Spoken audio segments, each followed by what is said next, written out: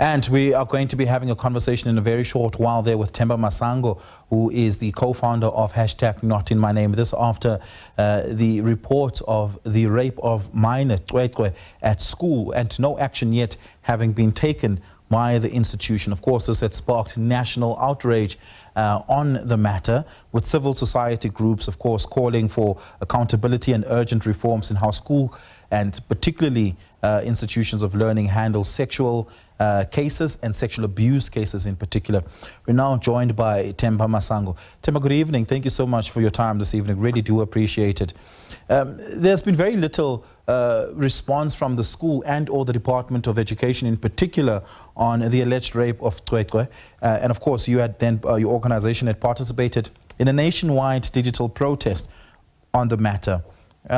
What would you like to see take as steps taken immediately by the authorities?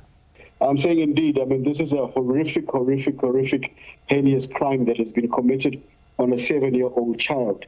And, we are standing together with all forward-thinking South Africans that are saying that there needs to be quick institutional change, there needs to be justice, and it needs to be served quickly and venomously to those who are perpetrators of this heinous crime on Cwecwe. And most importantly here, we want to, really condemn the nonchalant way that the school, particularly the principal, behaved towards this incident and this heinous crime, and in taking this matter so lightly, and the police that were also dragging their legs until forward-thinking South Africans had to actually go on different platforms to demand justice for Cwecwe. And we know that when justice is delayed, then justice is denied. And we saying that it needs to happen quickly. The perpetrator needs to be found. Schools need to start vetting every staff member that works there. And we want to make sure that the Department of Education also works with the police in making sure that such an incident never, ever happens to anybody, particularly our children and vulnerable in this country. Oftentimes when incidents like these happen in our schools, the response that we're often given by the schools themselves is that the authority to be able to suspend and or fire an educator lies with the department and or the SGB, and that it's incredibly bureaucratically tumultuous and laborious to be able to get certain things done particularly very quickly.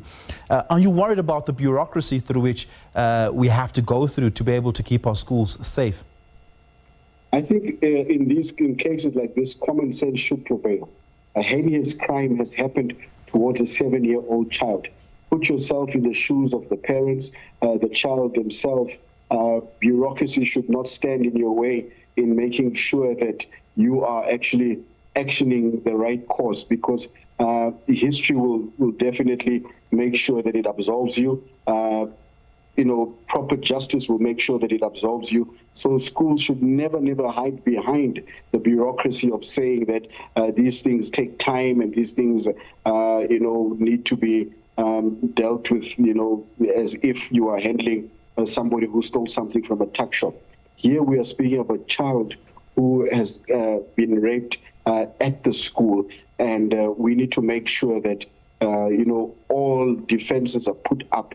One, to find the perpetrators. Two, to make sure that that doesn't happen again. So, we should never at all hide ourselves behind bureaucracy when situations like these come up. We should actually stand up and rather say, I'm going to go against the writ of the law, and I'm going to go in the spirit of things and make sure that I cover. So if I need to shut down the school, if I need to make sure that police are called in, that staff needs to go through investigations and questioning by members of police, so be it. We must be seen to be doing our very best to make sure that these incidents don't continue to happen, because leaving it and leaving it to the powers that be, as it were, will then obviously stifle justice and obviously cause secondary harm, as we've seen in this case.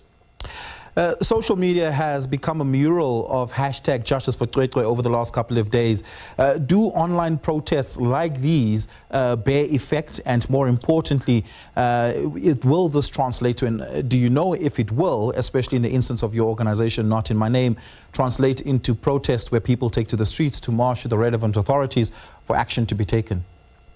100%. And we are speaking to other like-minded organizations and actually wanting to take this to the street. But to answer your question, yes, it does work, because you've seen now some movement in the Department of Education in the Eastern Cape has gone on to shut down the school, which is power of social media, because they saw the tweets on the Facebook and people actually engaging the department. We've seen now the Minister of Education engaging there. And we also want to say that it is when we all come together, when every single force comes together, we cannot afford to work in silos in situations like this, because tomorrow it may be my child, tomorrow it may be someone else's child. So whether it's business, whether it's government, whether it's civil society, every single individual in the country needs to come together and hold hands. And if we did it with the Dross rapists, we can do it with this case. We can find the perpetrator. We can make sure that those who are perpetrators here are accountable, and make sure that the school, the SGB, is accountable, no matter who stands with the school and the principal. If they were in the wrong, they need to be accountable. And we need to make sure that every single teacher, every single staff member in that school has been questioned, and they need to comply and, cooperate with law enforcement. And we're calling on law enforcement to deal with this issue venomous and very fast, so that justice is served. Themba, thank you so much for your time. Really do appreciate it. Themba Masango is the co-founder of hashtag Not in My Name.